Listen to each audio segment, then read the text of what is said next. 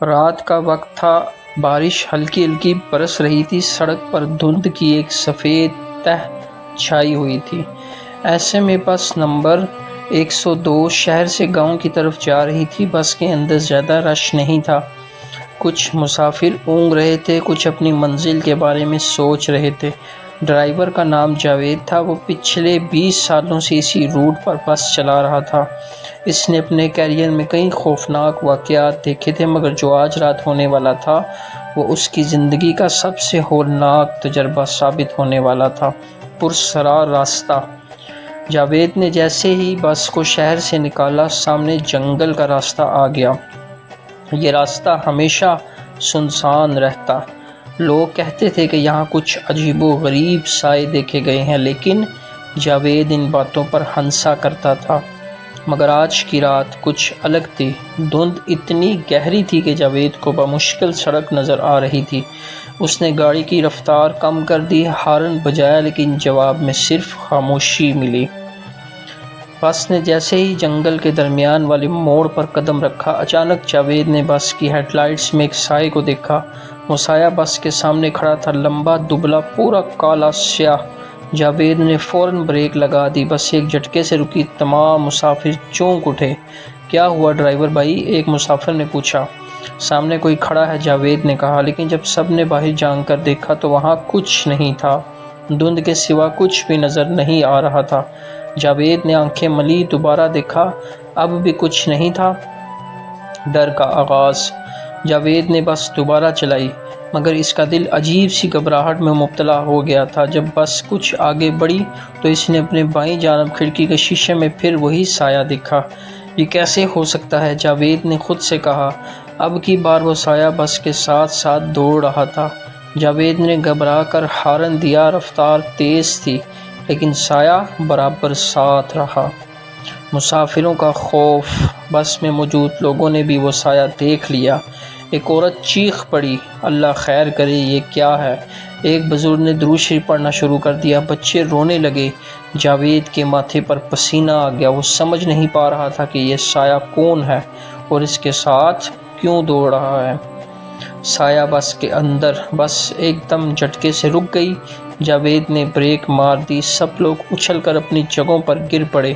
جاوید نے پیچھے مڑ کر دیکھا تو پیچھے ایک عجیب سا سایہ تھا۔ جاوید کی زبان لڑکھڑا گئی، تم کون ہو؟ سایہ خاموش تھا، صرف سیاہ آنکھیں چمک رہی تھی۔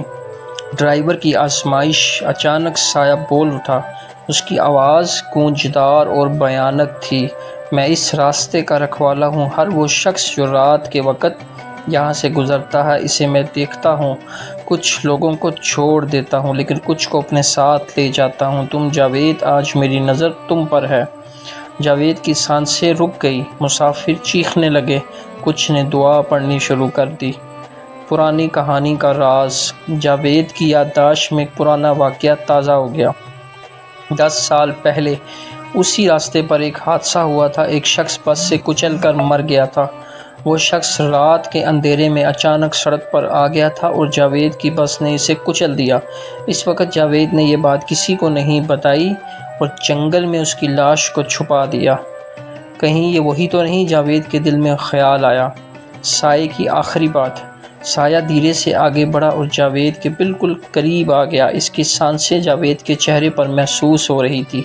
جاوید، تم نے جو کیا اس کا حساب دینا ہوگا۔ میں وہی شخص ہوں جسے تم نے 10 سال پہلے مار دیا تھا۔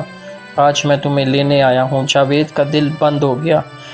اس کی آنکھوں کے سامنے اندھیرا چھا گیا۔ وہ وہیں اسٹیئرنگ پر بے ہوش ہو گیا۔ بس کہاں گئی؟ جب جاوید ہوش میں آیا تو بس کے اندر اکیلا تھا، تمام مسافر غائب ہو چکے تھے۔ بس جنگل کے عین درمیان کھڑی تھی۔ باہر سناٹا تھا، بارش بند ہو چکی تھی، مگر دھند ویسی ہی تھی۔ جاوید نے دروازہ کھولا اور باہر نکلا۔ اس نے ہر طرف دیکھا، کوئی نہیں تھا۔ اچانک اس نے بس کے پیچھے جا کر دیکھا تو وہاں ایک پرانی گلی سڑی لاش پڑی تھی، وہی لاش جو 10 سال پہلے اس نے چھپائی تھی۔ لاش کے اوپر وہی کالا سایہ کھڑا تھا۔ اس بار اس نے جاوید کی طرف ہاتھ بڑھایا، چلو جاوید، وقت پورا ہو گیا۔ اگلے دن صبح جب لوگوں نے اس روٹ پر بس دیکھی تو وہ خالی کھڑی تھی۔ ڈرائیور اور مسافروں کا کوئی نام و نشان نہیں ملا، نہ لاشیں، نہ سامان، نہ کوئی سراغ۔